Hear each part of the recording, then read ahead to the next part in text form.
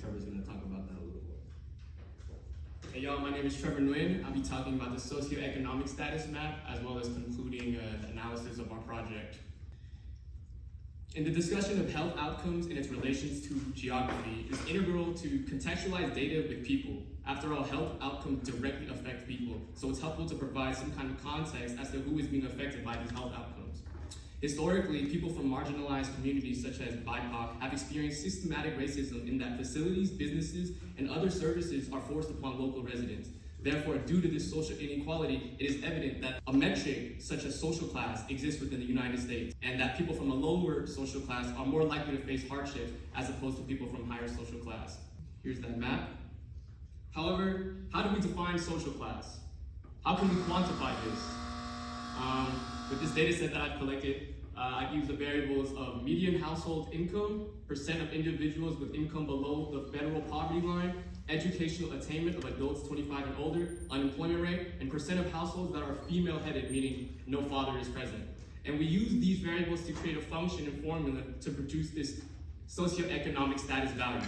So in this map that's joined by Census Tract shapefile, so this is all the census tracts in the United States, a very large data set. And if you pay attention to the legend on the left, the color ramp visualizes red areas as affluent communities and lighter areas as less affluent communities. And an example that I want to show the classroom here is Seattle.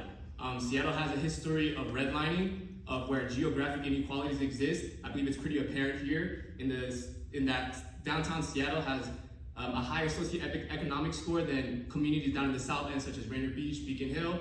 It's where I live. Yeah, so that's map 4 to conclude the project and why we did this. Taking all of the maps presented together, it is apparent that regions with high emissions and high percentage increases in mortality rates from chronic respiratory diseases also consist of people with low socioeconomic status. This observation is most prominent across our findings in the Midwest and southern region of the United States.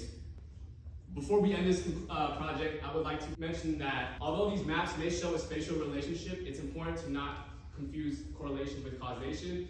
Our purpose of this project is to show a general understanding of how air quality affects health outcomes in the United States, and we hope that further research that continues on from here can use this as a basic template to make stronger and more well-developed claim.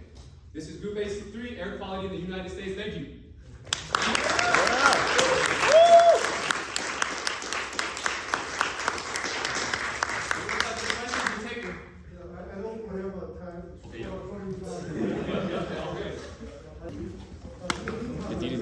Nice, they're very nice. Nice to meet you, man. Hey, it's been a pleasure. Bro, the audience sucks, man. You got everybody's energy. Right? Yes, sir. Hey, appreciate you. Hey, Ryan. Hey, have a great last career at UW, man. Take it easy, bro.